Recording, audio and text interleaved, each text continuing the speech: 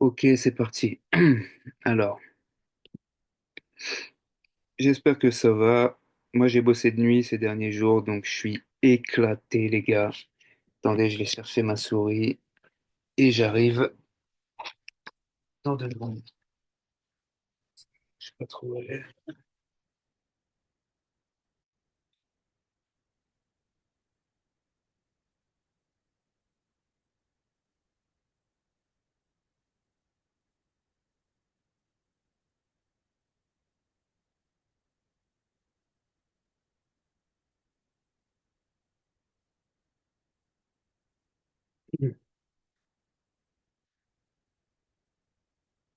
Ok, alors.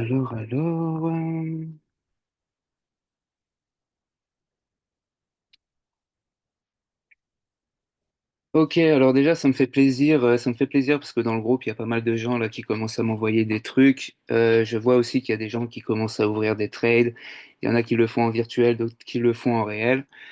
Je vais vous reparler vite fait de mon parcours 2 secondes pour remettre les pendules à l'heure parce que je suis pas conseiller financier, les gars. Tout ce que je vous donne, c'est mon expérience personnelle. C'est pour que vous ayez les deux pieds dedans. Mais voilà, c'est en travaillant dur que vous allez avoir des résultats. Ça va pas venir en claquant des doigts juste parce que je vous ai expliqué deux, trois trucs, deux, trois mécaniques. Forcément, il faut travailler le truc. Il faut surtout travailler toutes les mesures de sécurité. Donc voilà, j'ai validé des analyses, d'accord? J'ai uniquement validé des analyses sur TradingView pendant au moins 6 mois avant de passer en virtuel, avant de commencer à ouvrir des trades, à gérer des trades, parce que c'est carrément un autre domaine d'expertise de gérer des trades. Après, j'ai fait du virtuel pendant facile un an avant de mettre 1 euro sur le marché. Comprenez bien ça. Et une fois que je suis arrivé en réel, parce que j'avais des très bons résultats en virtuel, et ben je me suis quand même pété les dents en réel. Parce que une fois que vous arrivez en réel, il y a les émotions qui s'en mêlent, c'est encore une autre affaire. Donc, je vous le redis, moi j'ouvre des leviers fois 100, etc. tous les jours, parce que je fais ça tous les jours depuis 4 ans. Vous, si c'est pas votre cas, n'ouvrez pas des leviers fois 100, faites pas des dingueries avec votre argent réel, parce que je vais vous expliquer comment ça fonctionne mon trading, d'accord? Imaginons, je suis rentré, je suis rentré dans cette zone donc à 96 800, d'accord? Je suis rentré là. Mon stop loss, il était ici, à 97 050. C'est-à-dire que j'avais un stop loss de 250 points. C'est pour ça que j'ai ouvert un levier x100. Si vous, dans votre trading, dans votre analyse, dans votre trade en général, vous avez un stop loss à 500 points ou à 1000 points, je sais pas, n'ouvrez jamais un levier x100. Voilà, moi je peux faire ça, je peux ouvrir un levier x100 parce que je suis très précis, j'ai un point d'entrée très précis et je ne vais pas permettre au prix de revenir, de repartir dans l'autre sens très fort. Voilà, et je maîtrise mon truc. Vous, si vous avez des gros stop-loss, des stop-loss à 500 points ou à 1000 points, vous ouvrez des leviers x20. Et moi, j'ai commencé par ouvrir des leviers x20 pendant un an avant de passer à des leviers x50. Parce que avant d'ouvrir des leviers x50, il faut être rentable en levier x20. Une fois qu'on est rentable en levier x20, on ouvre des x50. Une fois qu'on est rentable en levier x50, on ouvre des x100. Pareil pour vos résultats. Si vous n'arrivez pas, comme je vous ai déjà dit, si vous n'arrivez pas à multiplier 50 euros, vous n'arriverez pas à multiplier 100 euros, 1000 euros, 10 000 euros. Donc voilà, ça sert à rien de brûler les étapes et de faire les fous. Donc ok. Maintenant, je vais vous parler rapidement de psychologie, une petite notion psychologique. On va se mettre en H4 parce que j'ai fait un petit dessin. Alors, elle est en daily en fait. Mon petit dessin, il est en daily. Alors voilà, on va virer ça.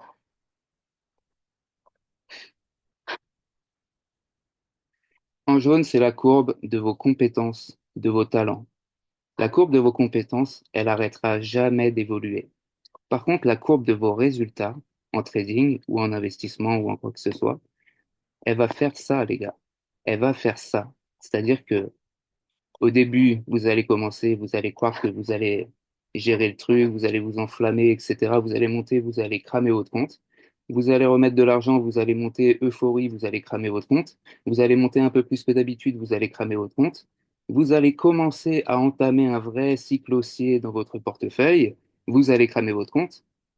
C'est pour ça qu'il faut partir avec des petites sommes, parce que vous êtes loin d'avoir affronté toutes les facettes du marché encore. D'accord? Et donc, il faut comprendre que 90% des gens, ils capitulent ici.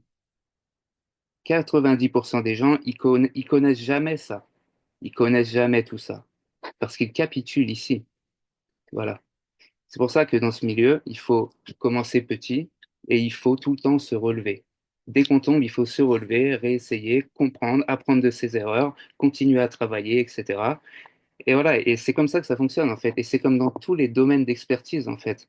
Dans tous les domaines, on a une courbe comme ça où on y arrive bien, on y arrive bien, on y arrive bien, et d'un coup, boum, on se tape un gros retracement. On se casse la gueule dans notre discipline. Et après, il faut avoir le mental pour se relever. Il faut avoir l'ambition aussi de se relever et de repartir. Vos résultats, ils vont faire ça. Et personne n'y échappe. Vos compétences, ça va faire ça. Mais vos résultats, ça va être c'était le parcours du combattant, croyez pas. C'est pas, encore une fois, on fait pas un jackpot, on devient pas riche et on n'essaye pas de devenir riche en une semaine, ni en un mois, ni en un an. Le trading, c'est un travail de régularité, de constance, en fait. Il faut être constant, il faut prendre des trades un peu tout le temps. Encore une fois, je fais du trading de précision en 1 minute, mais la plupart des gens que je connais, ils font du trading en 4 heures. Ils font du trading en 4 heures, d'une zone de recharge à une autre, ou d'une cassure de trendline sur une résistance ou un support jusqu'à une autre résistance ou un autre support, etc. Voilà, donc après, c'est à vous de savoir ce que vous voulez faire, comment vous êtes disponible pour le marché, etc., etc. Alors, normalement, maintenant, vous avez compris pourquoi le marché, il se déplace en escalier. Pourquoi le marché, il fait des escaliers? Eh bien, tout simplement parce que le marché, il est acheté. Donc, il monte, il arrive dans une zone de vente, il est vendu et il est racheté dans sa zone de recharge. Et donc, il repart, il casse la structure, il fait un break of structure et il est revendu, il est racheté dans une zone de recharge, etc. Et c'est pour ça que le marché, il avance en escalier. Parce il y a toujours quelque chose à faire dans toutes les zones. Il y a toujours des ordres à exécuter, des ordres à fermer, il y a toujours de la distribution, de l'accumulation, de la manipulation, il y a toujours un tas de trucs dans toutes les zones. Et donc voilà, le marché fait que d'être rejeté par une zone, puis par une autre, puis par une autre, puis par une autre. Et il fait du ping-pong, il fait du flipper. Ok, ok. Alors attendez.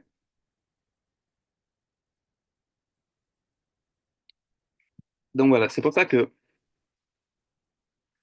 là, je vous ai fait encore un petit dessin. Souvent, vous allez tomber sur des zones de compression, des endroits où le prix va compresser. Je vais mettre en H4, je crois que mes petits dessins sont en H4. Hop. Des fois, vous allez tomber sur des zones où le prix va compresser comme ça. Pourquoi le prix compresse? Eh bien, tout simplement parce que ici, c'est la zone de recharge de cette impulsion. Et donc, les acheteurs achètent ici dans une zone de recharge. Ils rachètent ici dans une zone de recharge. Ils rachètent ici dans une zone de recharge. Et les vendeurs, ils font pareil. Les vendeurs, ils vendent ici et là, ils vendent la zone de recharge d'ici. Et ici, c'est une zone de recharge, ici, c'est une zone de recharge, etc. Et donc, le prix, souvent, il avance comme ça en compressant, compressant, compressant, compressant, jusqu'à ce qu'il y ait un des deux camps qui pète, qui arrive à gagner la bataille, et boum, le prix part dans un sens ou dans l'autre. Donc, forcément, il y a la tendance globale qui va jouer dans tout ça, mais grosso modo, c'est pareil ici. Là, j'ai simulé une résistance, donc un niveau vraiment horizontal et bah, le prix, à chaque fois, il est rejeté par la résistance et il est racheté dans des zones de recharge, des zones de recharge, des zones de recharge, etc. Donc, est-ce qu'il faut acheter dans ces zones de recharge? Là, on va dire, imaginons, ça c'est un petit schéma en M5, en M1 ou quoi. Est-ce qu'il faut acheter ces zones de recharge? Non, il ne faut pas acheter ces zones de recharge. Si on a une résistance de fou qui est en train de repousser, repousser, repousser à chaque fois, il faut plutôt setup la vente. Il aurait fallu le schéma inverse où on est sur un gros support et puis on a une zone des zones de recharge à la baisse qui vendent, qui vendent, qui vendent, qui vendent et au bout d'un moment, le support est plus fort et boum, ça repart. Donc voilà. Ça peut être dans un sens ou dans l'autre. À chaque fois, c'est toujours le même combat entre les acheteurs et les vendeurs. Mais le prix, il avance de cette façon à cause de ça, en gros, parce qu'il est tout le temps racheté ou revendu dans des zones de recharge. Alors, je voulais vous montrer plusieurs choses avant qu'on passe à l'imbalance, au gap, etc. Je voulais vous montrer plusieurs choses. Alors, on va se faire vite fait ce qui vient de se passer, parce que la dernière fois, vous m'aviez parlé des Fibos et tout, c'était pas très clair. Donc là, on va prendre un graphique vierge. On va prendre un graphique vierge, on va prendre juste le top, histoire de comprendre un peu ce qui s'est passé. Et après, on va aller parler d'investissement au long terme. Donc, tac, tac, tac, là, on a fait le top de l'impulsion. Ici, on avait le plus bas à 88 000. OK, donc ça, c'est notre dernier plus bas. Donc, entre ici et là, on a cette zone de recharge qui a parfaitement fonctionné. OK. Attends, non, en vérité, on n'a même pas besoin de faire tout ça. On a juste besoin de la fin de ce qui va nous tomber dessus. Donc, on va partir du top. On va prendre cette zone de recharge. OK. Donc, ça, c'est la prochaine zone à la vente, comme je vous avais tracé la dernière fois. Ça, c'est la prochaine grosse zone qui nous attend. Donc, ensuite, on a eu l'impulsion haussière qui nous a donné cette zone de recharge-là. Donc là, on est en H4. OK. Ça, c'est la grosse zone de recharge H4. Donc, j'arrête pas de parler. Hop. On va zoomer un peu. Et maintenant, en fait, on a été rejeté ici. Pourquoi? Alors, il y en a qui vont dire, oui, il y a le crash, nanana, le prix, il a crashé, blablabla. Alors oui, d'accord, le prix, il a crashé à cause du hack de Bybit. Mais moi, j'ai vendu parce que là, on a touché une ZR. OK? Entre ce plus haut-là et ce plus bas-là, on a une zone de vente. Là, c'est la zone de vente du mouvement entier. Tous les jours, vous me voyez tracer des zones de vente en M1, en M3, etc. pour faire du trading à la journée. Mais là, on parle du mouvement H4, le mouvement entier. Donc, entre ce plus bas et ce plus haut, on a cette zone à l'achat, cette ZR à l'achat. Et donc, entre ce plus haut et ce plus bas, on a cette zone de vente là. Et dès qu'on l'a touché, boum. Et donc, moi, j'ai ouvert mon trade ici à 96 800 dès que j'ai vu qu'on était rejeté, rejeté, rejeté. Et voilà où on est actuellement. Donc le but, ça va être de ne pas casser ce plus bas, parce que si on casse ce plus bas, celui-là, il est en danger. Et donc, ça pue la continuation baissière. Là, on est dans un beau canal baissier, donc pour moi, ça sent la continuation haussière. Mais voilà, il y a des mauvaises news, il y a un tas de choses, etc. Donc, bon, on est quand même face au plus gros hack de l'histoire des crypto-monnaies. Donc, tout le monde pense que c'est le groupe, je ne sais pas si vraiment ça a été confirmé, tout le monde pense que c'est le groupe de hackers Lazarus qui est financé par la Corée du Nord. C'est des hackers nord-coréens. Et il le revendique souvent, hein, il finance le programme d'armement de missiles balistiques de la Nord-Corée avec des hacks de crypto. Parce qu'à chaque fois qu'ils font un hack, c'est 250 millions, 300 millions, 1 milliard. Donc voilà, et là, c'était il y a 2 jours, c'était 1 milliard 500 millions, donc ça fait 1 milliard 300 millions, donc ça fait beaucoup, beaucoup, beaucoup de sous. Ça fait du hacker la 14e personne, le 14e plus gros détenteur d'Ethereum au monde. Donc voilà, là on est en train de plonger, plonger. Donc moi j'ai ouvert mon trade à la baisse, je suis sur la baisse. Là j'ai commencé à setup un peu la hausse parce que bon forcément on arrive dans la zone intéressante. Mais vu qu'on est dimanche et que le week-end dernier je me suis fait éclater toute la journée à vouloir trade à contresens, bah là j'ai ouvert la grosse baisse et puis j'ai dit allez on surfe. Donc voilà, on retourne sur le graphe. Alors oui, voilà, ce que je voulais vous montrer, c'était ça. C'est que là, on avait eu du coup cette grosse impulsion en H4. Et donc ici, on a tracé la zone de recharge. Et donc ça, on a fait la même chose sur tous les alts, d'accord? Sur tous les alts qu'on trade, etc. Donc je voulais vous montrer par exemple le Caspa en 4 heures, ce qu'il nous a fait. Donc l'impulsion que je viens de vous montrer là en H4 sur BTC, c'est celle-là. Sur le Caspa, c'est celle-ci, d'accord? Boum, celle-là, là. Donc la zone de recharge H4, c'est celle-là, de l'impulsion, hop, où le prix avait craché, craché, craché, Bitcoin et tout. Et là, boum, on avait eu l'impulsion H4, on avait tracé la zone H4 dedans. Donc les réactions de Kaspa sont parfaites dans cette zone, ok? Grosse réaction, on repart à fond, etc. J'ai fait du trading tout le long. Là, par contre, il y a moyen que ça se pète la gueule énervé, du coup. Ce que je voulais vous dire par là, c'est que Kaspa, à mes yeux, c'est un actif performant et c'est un actif qui est très dans la tendance actuellement. On va prendre, enfin, voilà, en gros, pour le Kaspa, l'impulsion H4, elle s'est passée comme ça, d'accord? Grosse impulsion H4, correction dans la zone de recharge, parfaite réaction, on repart. Maintenant, on va comparer la même chose avec le Solana, par exemple. Et ben, le Solana, l'impulsion en question, c'est c'est celle-là. Celle-là, d'accord? Cette impulsion-là, on a tracé la zone de recharge. Hop, et ben, regardez ce qui s'est passé. Belle réaction, belle réaction, belle réaction, belle réaction, belle réaction. Tout le monde a cru que ça allait repartir. Et là, boum, on s'éclate. Et quand je vous dis on s'éclate sur le Solana, c'est genre, on va sortir la petite règle, c'est genre entre le top à 296, je crois, et le plus bas qu'on vient de faire, il y a moins 45%. L'actif a perdu 45% en un mois.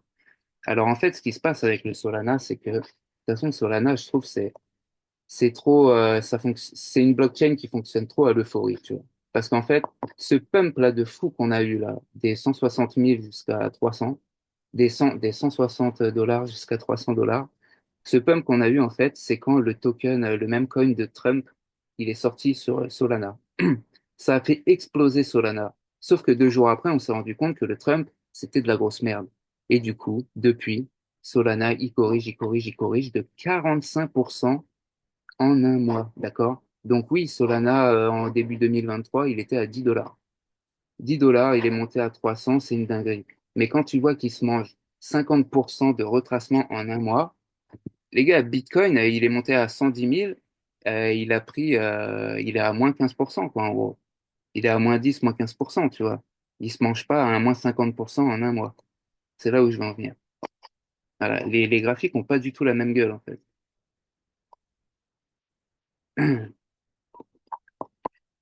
Donc voilà, donc il y a un outil aussi que je voulais que je voulais introduire, c'est le canal Fibo. Donc là, on a eu une impulsion, le prix a craché, craché, craché là à cause du hack de ETH. Ok, on est venu dans la ZRH4, c'est la grande ZRH4. On a fait une impulsion et là en fait, on est retenu par la moyenne H4, celle qui nous retenait depuis 2 semaines. Donc voilà, j'ai tracé la ZR, etc. Je suis rentré dans le trade. Et donc j'ai tracé un canal Fibonacci. Parce que là, en fait, on a eu une impulsion haussière. Et là, on a eu un canal baissier, d'accord? Et si vous regardez vraiment, si vous vous penchez, là, on est en M5, mais c'est valable dans toutes les time frames. En fait, quand il y a une correction, quand on corrige dans un canal, on peut tracer un canal Fibonacci, donc, qui va nous donner les 50%. Et les 50%, en général, on a des réactions assez précises, assez parfaites. Donc, dans des grandes time frames, ça peut être des points d'entrée en trading assez incroyables. Et dans des petites time frames, ça permet de vraiment bien suivre ce qui se passe. Parce qu'en fait, à partir de ce sommet et de celui-là, je peux déjà tracer le canal, l'étendre jusqu'à ce plus bas. Parce que à ce moment-là, ça va être... Non, ouais, jusqu'à ce plus bas, en fait. Regarde, on va le faire. On va prendre le canal, il est là, entre ce plus haut, voilà. Et dès qu'en fait on a ça, dès qu'on a ça, parce que de toute façon, une analyse, ça évolue, d'accord? On est obligé d'évoluer au fur et à mesure à chaque fois. Quand tu fais du trading, tu évolues. Moi, j'évolue dans des petites time frames, mais ceux qui n'ont pas le temps peuvent évoluer dans des grosses time frames. Et donc, quand le canal commence à avancer, bah, tout simplement, je vais tirer mon canal et tirer, et tirer, et tirer, et tirer, et tirer mon canal sur les sommets. Et je me rends compte que toutes mes réactions sont parfaites. Donc là, on l'a cassé à la baisse. Donc là, le plus bas, il va commencer à être en danger. Mais regardez, cette impulsion, elle a une zone de recharge, d'accord? C'est le carré jaune, là. Et ben là, je suis en train, avant de rentrer en live avec vous, là, j'étais en train de setup la hausse, j'attendais des belles réactions, des beaux trucs. Là, on est en train de casser la zone, mais c'est possible qu'on se retourne et qu'on reparte à la hausse tout de suite, d'accord? Là, on a eu du gros volume, là, ça a été la guerre, cette bougie. Ça se voit, elle a méché des deux côtés, ça a été la guerre, cette bougie. Donc voilà, on peut se retourner tout de suite. Là, je suis en train de vous parler, mais je ferais peut-être bien de cartoucher du Bitcoin, là. Mais moi, je l'attends plus bas, en fait. Je l'attends plus bas et je vais vous montrer pourquoi. Parce qu'ici, il y a de l'imbalance. Il y a de la grosse imbalance. On va y venir juste après. Voilà. Là, il y a un trou, il y a un vide qui est pas comblé, qui n'a pas été comblé par une mèche ou quoi. Et donc, ici, on s'est retourné juste avant. Mais moi, j'ai l'impression que ça, c'est un piège, encore une fois. Ça, c'est un piège. Et on va venir retracer à l'intérieur et on va combler cette imbalance avant de repartir. Ça, c'est vraiment un beau scénario. C'est un magnifique scénario si ça se passe comme ça. Donc, je l'attends dans cette zone-là. Je suis baissier jusqu'à cette zone-là. Enfin, il faut voir les réactions, encore une fois. Il faut se mettre en M1 et voir les réactions. Alors, quand je vous avais expliqué les cycles du bull run, on avait tracé les zones de recharge en très grande time frame du Bitcoin. Donc, je ne sais pas si sur ce graphique, j'ai assez d'historique pour le faire, pour vous montrer exactement comment on avait fait. Mais en gros, voilà, pour tracer des zones de recharge, ça va se passer de cette façon. Putain, j'ai pas assez d'historique. Je vais peut-être que sur lui,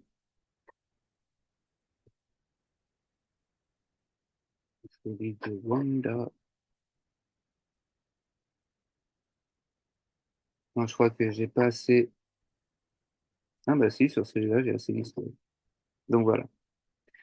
Pour faire de l'investissement long terme, je vous avais expliqué qu'il faut prendre le plus bas du mouvement en weekly, d'accord, et le plus haut du cycle entier, pour tracer la zone de recharge. Et vous voyez que c'est dans cette zone de recharge qu'on repart. Et donc, on avait fait ça sur tous les cycles depuis le début, etc., toutes les zones de recharge de tous les cycles et tout et tout. Et ben, pour investir sur les altcoins, c'est exactement le même fonctionnement. C'est juste que il y a des altcoins performants, ça va fonctionner, et des altcoins qui sont pas performants où ça va pas fonctionner. On va prendre l'ETH. L'ETH, c'est un altcoin performant. D'accord? Donc, si on trace, hop, hop. Alors, si on trace, là, on est en daily, d'accord? On a une vue globale sur tous les cycles, le cycle, etc.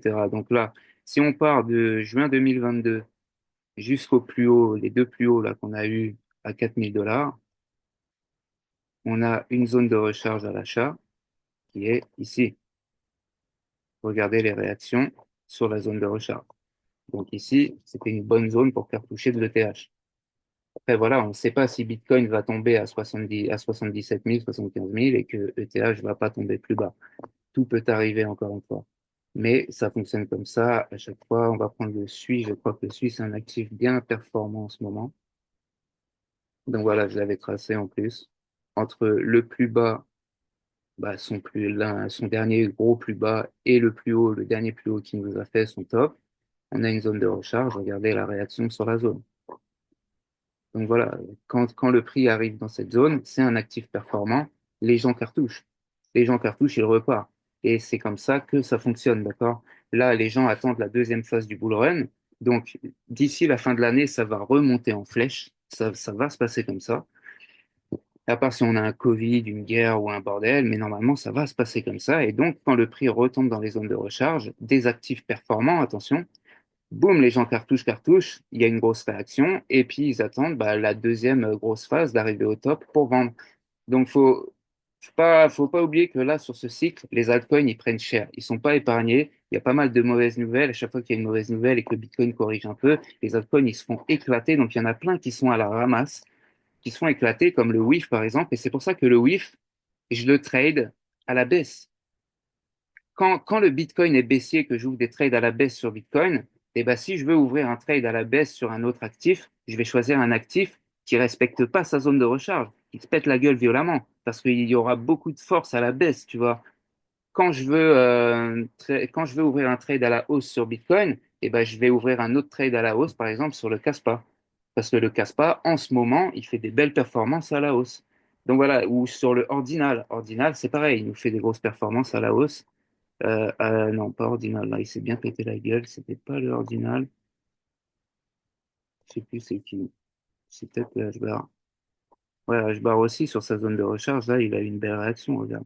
C'est comme le suit. Mais voilà, tant que Bitcoin ne repart pas énervé dans son cycle jusqu'à 140K, bah, les altcoins, ils vont retracer. À part si la Bitcoin dominance se casse la gueule, que toute la liquidité part dans les alts, mais bon, tout le monde attend ça depuis des mois et ça vient pas. Donc pour l'instant, donc pour l'instant, les gens cartouchent les zones de recharge. Mais voilà, c'est comme ça que ça fonctionne. Pour les zones de recharge, pour cartoucher, pour mettre des thunes. Mais moi, comme je vous dis, vaut mieux acheter les actifs entre deux cycles, d'accord? Il faut attendre que tout s'écrase au sol. Là, vous achetez votre actif et après, vous pourrez le racheter quand il reviendra dans une zone de recharge ou quoi que ce soit. Mais le but, c'est de l'acheter quand il est au sous-sol. C'est entre deux cycles qu'il faut acheter. Regardez, on va passer voir le Home. Le Home, il nous avait fait une performance. La dernière fois que je vous ai parlé du Home, il était en fois 250, ok? Et ben depuis la dernière fois, il a fait le double. Maintenant, il est en fois 500, les gars. Il est à plus 50 000% le Home. Plus 50 000%. Donc, quand j'ouvre un trade à la hausse sur le Bitcoin, eh ben, j'essaye de set up un trade à la hausse sur le mantra. Voilà, parce que c'est un actif performant, il bombarde de ouf. Donc, quand il me fait un grand mur comme ça, là, bah, mon trade, il fait 400% en quelques minutes. Donc voilà, il faut comprendre la dynamique du truc, tu vois. Quand c'est baissier, il faut trade des actifs qui sont complètement baissiers et qui adorent se péter la gueule. Quand c'est haussier, il faut trade des actifs qui sont grave haussiers. Et encore une chose, si j'ouvre un trade sur un altcoin, c'est parce que mes trades ou mon trade sur le Bitcoin, il est sécurisé.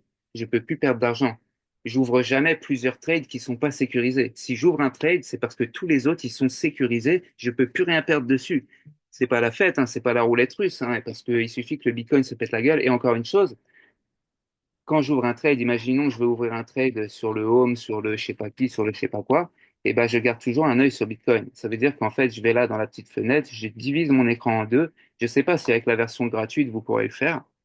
Mais voilà, si j'ouvre un trade à la baisse sur le sol, il faut que j'ai un œil sur le Bitcoin. Donc, je me mets en M1 sur le Bitcoin.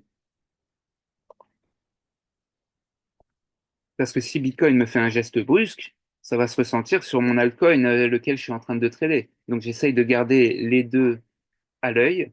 Ou alors, si je fais du trading que sur le Bitcoin, j'ai la moitié qui est en mode Bitcoin en 1 minute et j'ai l'autre moitié de l'écran qui est en mode Bitcoin en 15 minutes, par exemple, pour comprendre l'amplitude des mouvements. Parce que souvent, j'ouvre un trade et je me rends compte qu'en fait, plus tard, imaginons, regarde, ça me l'a fait où déjà? Je sais plus exactement, mais ouais, je crois que c'est là, en fait. C'est quand on est arrivé ici, quand on est arrivé ici, j'ai commencé à set up un trade à la hausse, d'accord? Parce que je regardais le marché en 1 minute. Et en 1 minute, bah, il descendait gentiment à mes yeux. Mais quand je me suis mis en M15 et que j'ai vu l'amplitude de ce mouvement, eh ben, j'ai tout de suite arrêté de penser à ouvrir un trade à la hausse ici, tu vois. Quand j'ai vu l'amplitude de cette chute, je me suis dit, mais c'est impossible que le niveau va tenir. Mais vu que j'étais en 1 minute, j'étais un peu aveuglé par l'amplitude. Enfin, je voyais pas l'amplitude, en fait, tout simplement. Et donc, j'étais en train de set up la hausse et tout. Et je me disais, vas-y, on va prendre un gros trade à la hausse. Alors qu'en fait, mec, c'était loin d'avoir fini de se péter la gueule. Donc, c'est pour ça qu'il faut garder un œil. J'aime bien garder un œil en grande time frame ou en moyenne time frame pendant que je suis en train de faire mon trading en 1 minute. Voilà, pour moi, c'est un peu important d'avoir toujours une vue d'ensemble. Donc voilà, j'essaye de rester un peu comme ça. Donc j'imagine que ça fait bugger le truc. Donc je dirais tout ça. Hop, voilà. Alors ça, c'était pour montrer comment tracer des zones de recharge, mais le but, c'est vraiment d'acheter entre deux cycles, hein. C'est pas de faire des dingueries et de claquer sa thune et de faire de la merde. Alors, on va parler des gaps, les gars. Ça va être cool, ça va être assez simple. Ça va être assez rapide. Alors en premier, on va parler du CME. Alors ouais, le canal Fibonacci, il est là en fait. Il est avec les trucs Fibo. Il est là. Canal Fibo. Et donc, sur un canal Fibo, en fait, pareil, il y a un paramétrage. Hop. Il faut le niveau 0, le niveau 0,5 et le niveau 1. Voilà, vous mettez les couleurs que vous voulez. Moi, j'aime bien que ce soit comme ça. Et ça va vous donner un canal avec le niveau du milieu, les réactions parfaites dessus, etc. Pour bien comprendre qu'on est dans un canal correctif et pas dans une impulsion. Parce que ça, je peux pas le tracer sur cette impulsion. Le canal exact comme ça et tout, je peux pas le tracer en partant du bas de l'impulsion parce que ça va pas être bon, ça va pas me donner un truc beau. Parce qu'on est dans une impulsion, on n'est pas dans un canal. Canal de Fibonacci, c'est pour les canaux. Alors maintenant, vous allez ajouter le graphique du CME, le Bitcoin CME, d'accord? Je vais vous expliquer pourquoi. Alors,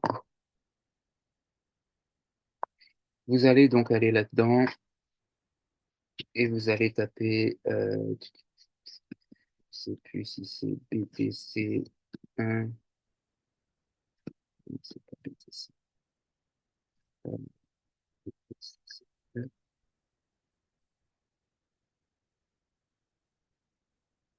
BTCD.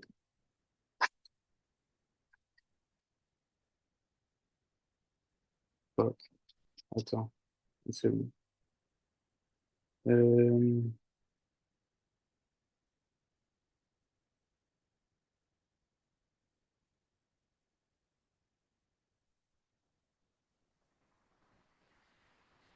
ah, c'est le BTC1. Voilà. OK. Donc, BTC1, voilà, Future CME avec le drapeau des States et là, Bitcoin Future. Il vous faut ce graphique-là, pas un autre, c'est celui-là, d'accord? Donc BTC1 et vous ajoutez ce graphique. Hop. Et donc là, merde, j'ai viré.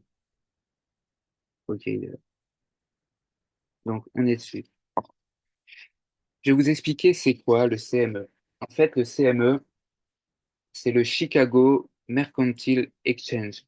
Je suis pas très fort en anglais, mais en fait, c'est la place boursière de Chicago qui vend du Bitcoin. C'est le seul endroit où on peut acheter du Bitcoin dans un lieu physique, en gros. Voilà, c'est une place boursière, mais qui vend du Bitcoin. Et en fait, vu que c'est une place boursière de la finance traditionnelle, c'est fermé le week-end, d'accord? La finance traditionnelle est fermée le week-end. Les graphiques genre euro contre dollar ou le graphique du dollar, le DXY, tout ça, ça ne fonctionne pas le week-end. Ils sont tous à l'arrêt. Ça s'arrête de vendredi à 23 heures jusqu'à dimanche à 23 heures. Et donc le graphique du CME, il s'arrête le week-end et il reprend donc le vendredi à 23 heures en laissant des gros trous. Parce que le week-end, le marché, lui, il continue à se déplacer. Mais ce graphique, il est éteint. Si vous venez le voir le samedi dimanche, le graphique du BTC1, là, BTC-D, je sais pas, c'est BTC1, BTC-D, mais bref, ici, c'est contrat à terme sur Bitcoin CME. Et donc ce graphique, c'est le seul qui est comme ça. Il s'arrête le week-end. Et quand il reprend, il y a des trous laissés sur le marché parce que le marché, lui, il a continué à se déplacer, le marché, parce que la crypto ne dort jamais. Et donc, ça nous laisse des énormes trous. Et historiquement, c'est historique, 80% des gaps sur le graphique du CME sont comblés. Ils sont tous comblés, quasiment systématiquement. Donc voilà, des fois, c'est le jour même, dès l'ouverture, on va le combler. Des fois, c'est dans la semaine, des fois, c'est dans le mois, des fois, c'est dans des années. D'accord? On ne peut pas savoir quand ça va être comblé exactement, mais ça nous donne des setups de fou. D'accord? Là, Bitcoin était donc en train de cracher. C'est ça, en fait, l'impulsion H4 qu'on a, le canal baissier, etc. OK? Et donc, ce crash-là qu'on avait eu, et ben là, le CME donc avait fermé le week-end et quand il a rouvert, on était là. Et donc on a fait un énorme gap. Et donc quand le Bitcoin est venu cracher, et ben là les gars, on avait un énorme setup haussier pour aller fermer le gap. Et dès qu'on a fermé le gap, on est retombé. OK? Et là c'est à peu près pareil, hein. On a eu un gap ici Là, je suis en H1, j'avais dû le tracer dans une autre time frame pour qu'il soit précis comme ça. On est venu le fermer pas longtemps après. Et vous pouvez remonter ce graphique sur des mois, sur des années, etc. Les, les gaps du CME sont systématiquement comblés. Tous. Voilà. Donc, tous les lundis, en fait, une fois que que le graphique reprend, il faut aller tracer le gap. Et il faut garder en tête que on peut potentiellement avoir une semaine qui va s'orienter vers ce gap. À un moment de la semaine, on peut repartir parce qu'en général, on voit que c'est pas longtemps après. Genre là, le 25 novembre, il y a le gap, il est fermé le 29 novembre. 4 jours plus tard, il est fermé le gap. Donc là, il y a eu une grosse montée qui a duré 2, 3 jours. Ici, c'est pareil. On a fait un gap le 16 décembre. Le 18 décembre, 2 jours plus tard, il est fermé le gap. Et donc, on a un gros setup baissier. Donc, quand on arrive le lundi et qu'on voit qu'on est au-dessus d'un gap, eh ben, on se dit, OK, il va peut-être y avoir un setup baissier. Quand le lundi, on arrive et qu'on est en dessous d'un gap, on va se dire, OK, il va peut-être y avoir un setup haussier. Et donc, il y a des gaps qui ne rigolent pas. OK? Alors, il y a des gaps sur le CME. Là, par exemple, on en a un, les gars, à 80 000, celui-là. Et on a aussi de l'imbalance, des fair value gap. On va aller les identifier juste après. Donc, on a de l'imbalance, on a un gros gap sur le CME, et donc, ça, c'est des zones qui vont être comblées. D'accord? Ce sont des zones qui seront comblées. Il n'y a pas trop à se poser de questions là-dessus. Alors, ici, j'avais pas de gap CME, mais ici, j'ai beaucoup d'imbalance. On va aller voir ça juste après. Donc, voilà, ça, c'est pour le CME. Ça donne beaucoup de setup, hein, tout simplement. Ça donne beaucoup de setup cadeau. Donc, c'est bien d'avoir ce graphique et de tout le temps l'analyser, tous les lundis, tracer le gap CME. Donc, voilà, ça, c'est pour les CME. Ensuite, on va aller voir.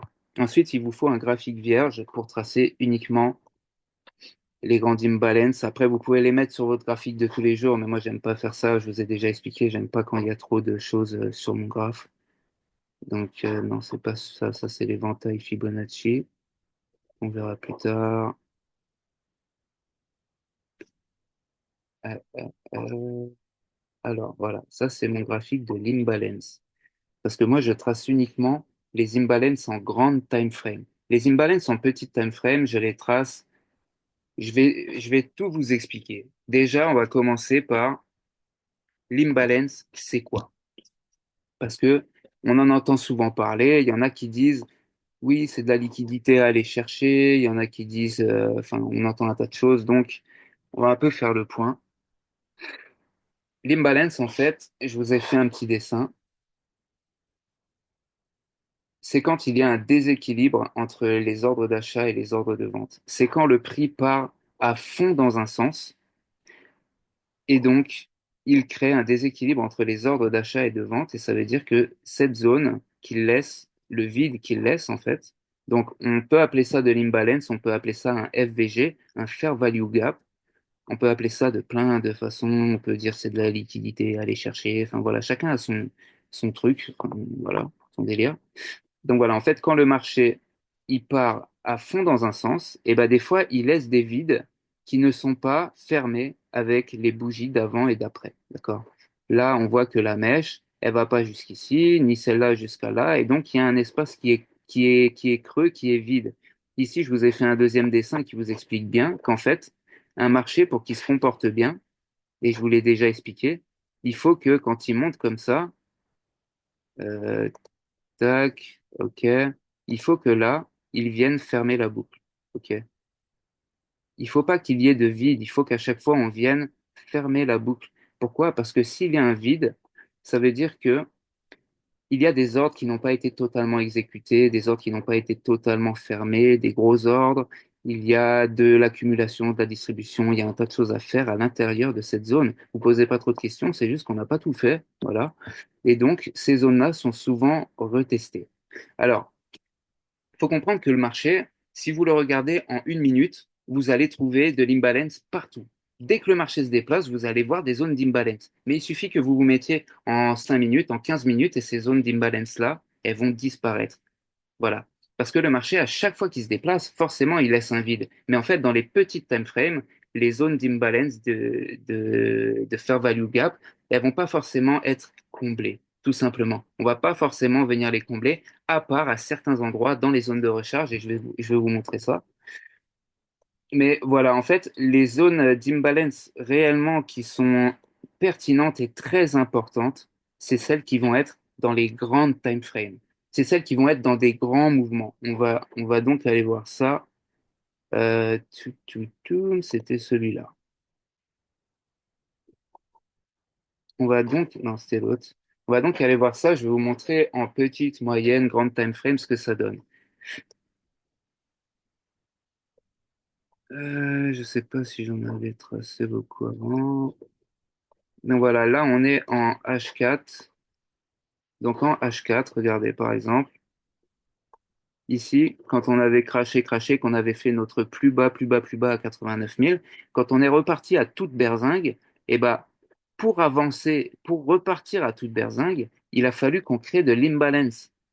Attendez, j'y suis, hop, je me mets en H1 parce que c'est en H1 les plus pertinentes. Les meilleures à tracer, c'est du H1, c'est du 1 minute. Donc, du 1 heure. Donc, on va se mettre là pour bien zoomer, pour bien comprendre. Donc voilà, on a fait le plus bas et quand on est parti à fond, en fait, on a créé un vide ici, voilà, entre là et, ouais, en vérité, on peut même la monter là, voilà. Tout ça, c'est une zone d'imbalance parce que cette zone, elle n'a pas été fermée par des mèches. On n'a pas évolué comme ça. On n'a pas évolué comme ça. On a fait une grande impulsion et donc ici, eh ben, il y a plein de choses à régler dans cette zone, tout simplement. Donc cette zone, on la garde dans notre analyse, et quand on revient la toucher,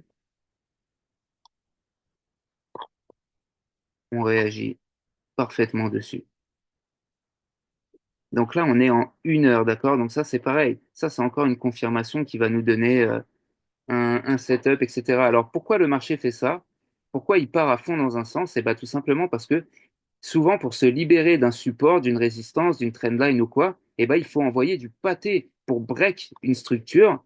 Il faut break la structure, tout simplement. Donc, eh ben, ça se passe souvent sur des supports, des résistances, des niveaux comme ça. Ici, c'est pareil. Là, le marché a craché et boum, ici, on a un vide. On a un espace creux. Eh ben, il a été comblé. L'imbalance, on est revenu combler l'imbalance. Tu vois, c'est pas comme ici, par exemple, où le marché, en descendant, même s'il a eu beaucoup d'amplitude, et ben à chaque fois, il est revenu fermer ses zones, et donc il n'y a pas eu d'imbalance. Toute cette baisse-là, il n'y a pas d'imbalance en 1 heure. Il va y en avoir, oui, en 1 minute, etc. Mais voilà, ça concerne les petits retracements. La petite imbalance va concerner les petits retracements qui sont venus fermer l'imbalance avant de repartir, etc. Mais dans le gros mouvement, il n'y a pas eu d'imbalance. Ici, il n'y en a pas non plus. Ici, là, quand on a break aussi, il y en a eu. Et celle-là, elle est importante. La dernière, là, qu'on a. Pourquoi? Parce qu'elle se trouve dans la zone de recharge qui nous attend. Entre ce plus haut et ce plus bas, donc sur tout le dernier mouvement baissier, là, on a cette zone de recharge qui se trouve parfaitement sur l'imbalance H1.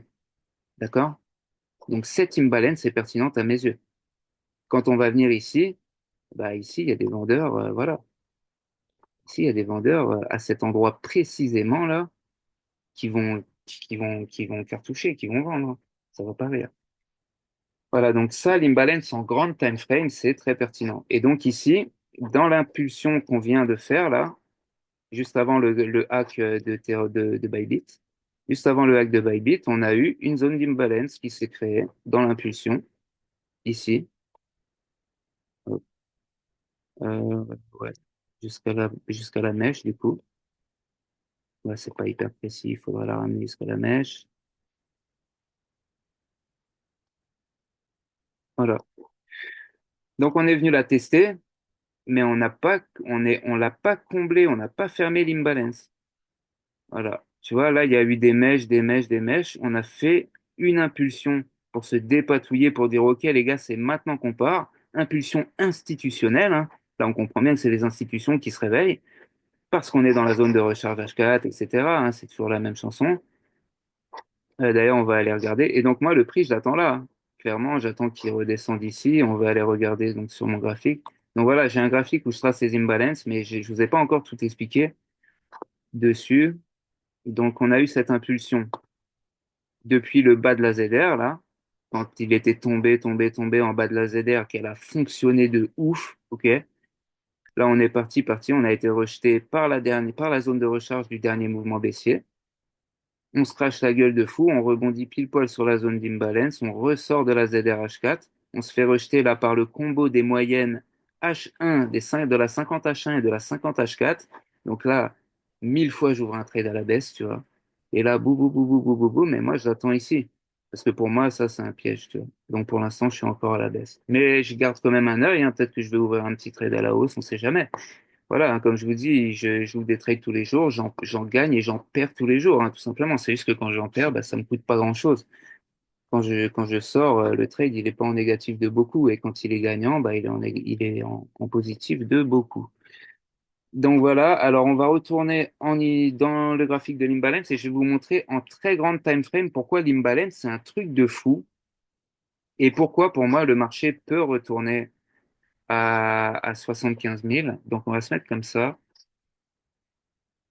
sur mon graphique de Limba. Alors, ok. Donc là, on a la hausse qui part des 15 000 début 2023, boum, la hausse des ETF, le halving de 2024, et là, on a le fameux range qui a duré 8 mois, ok?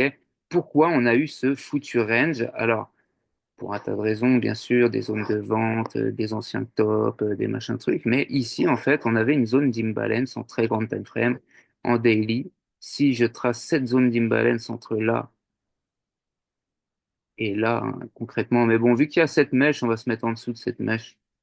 Hop, comme ça. Si je trace cette imbalance, on est tous OK, hein, là, on est dans une grosse zone d'imbalance des familles, là. Vous voyez bien, il y a trois énormes bougies. Elles sont jamais, elles sont pas fermées, elles sont pas comblées. On revient pas les combler. Ça, c'est de l'imbalance, OK? Là, il y en a pas. Il y en a un petit peu ici, OK? Il y a un petit peu ici, d'imba à 40, à 46 000, il y en a un peu. Rien à voir avec ça. Ça, c'est un chantier, hein. Ça part des 52 000, ça arrive aux 60 000. Il y a 8 000 points d'imbalance, OK? Et ben, si j'étends cette zone, je me rends compte qu'en fait, ça a été notre bottom, OK, pour repartir. Ça a été notre bottom. D'ailleurs, je peux même, c'est quoi, la rapprocher jusque sous celle-là, en fait, sous la deuxième bougie, pour bien qu'on comprenne, pour être plus précis. Et ben, on se rend compte que le range de 8 mois, il est venu retracer et combler cette imbalance. Cette imbalance de cette impulsion. D'accord? C'est pas plus compliqué que ça.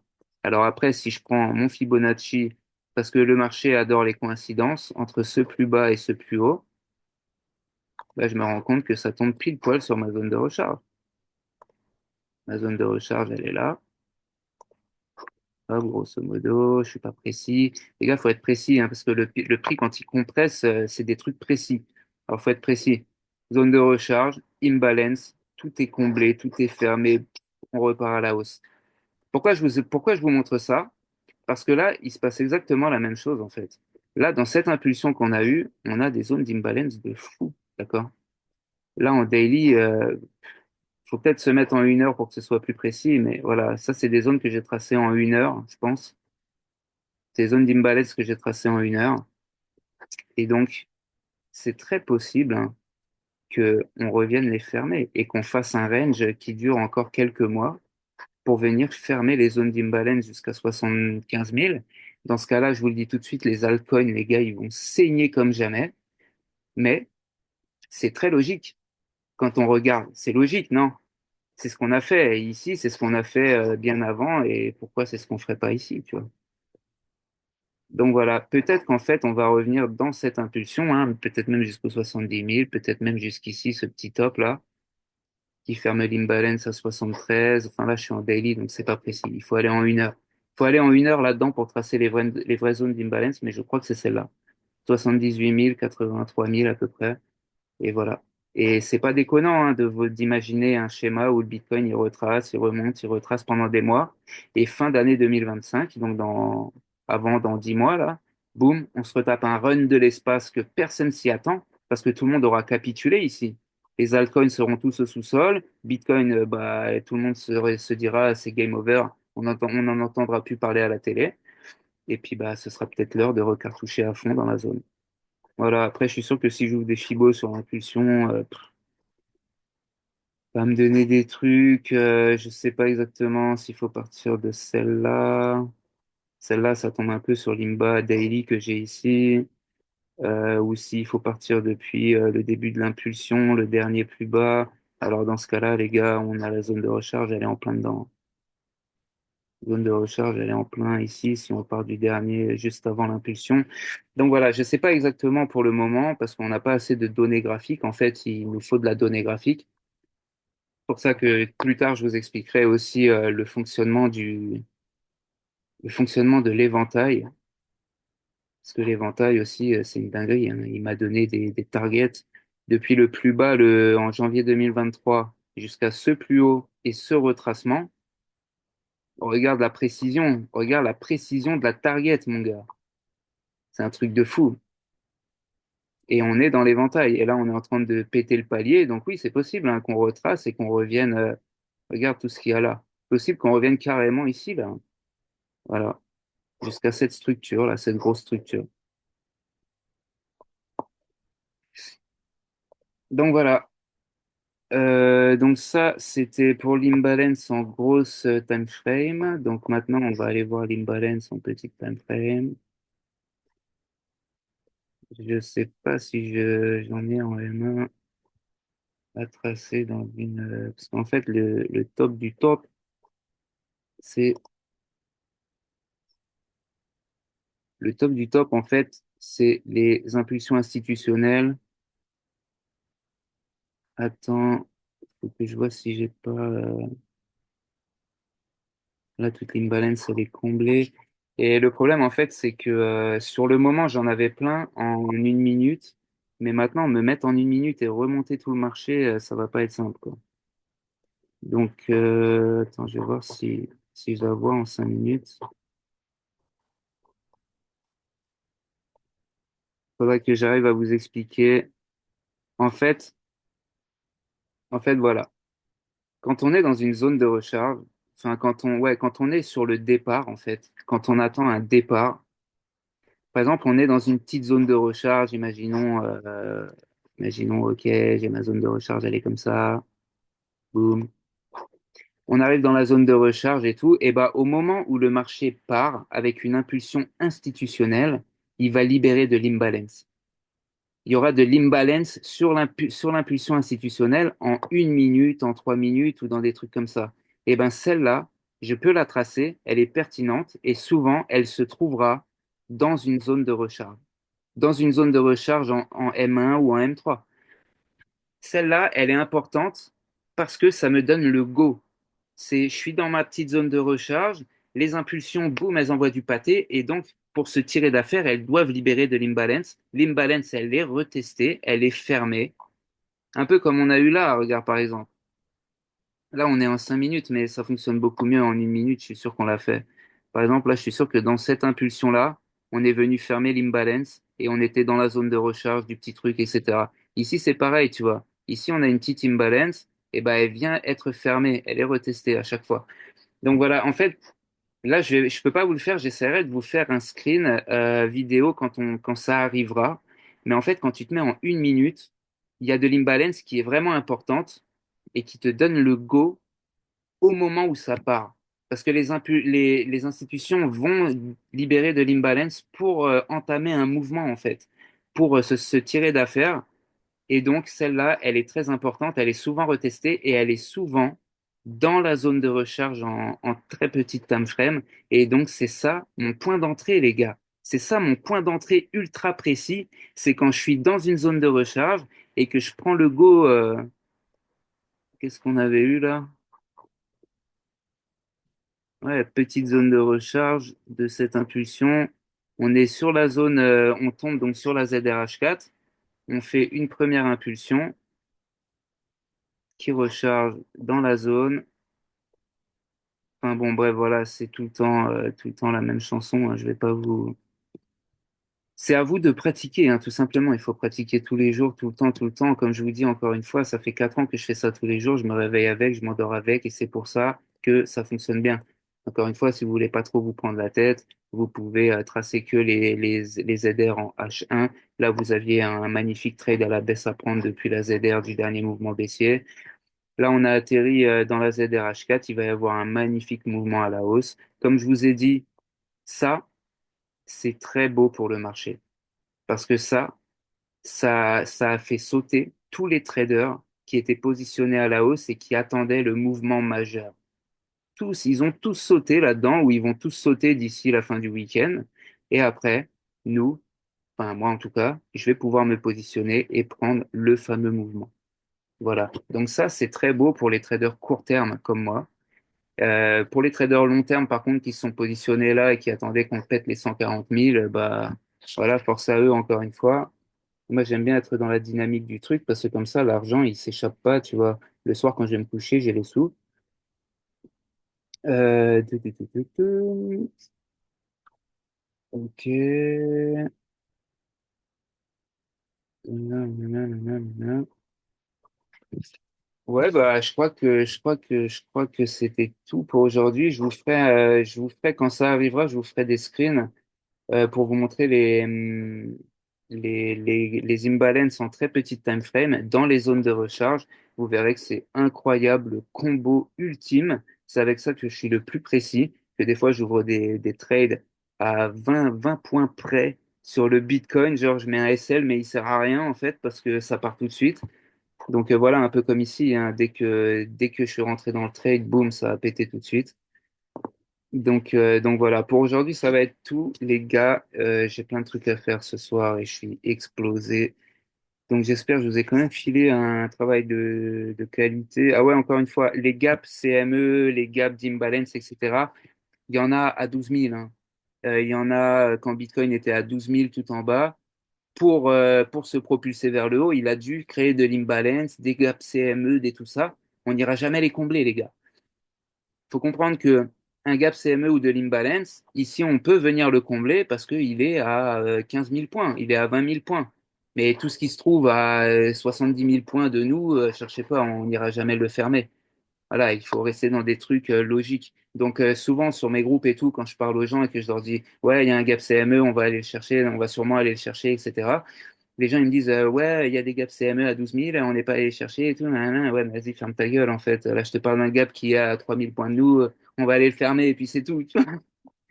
Donc voilà, les gars, je vous laisse. Bonne soirée à tous. Et puis, bah, franchement, travaillez bien, travaillez fort.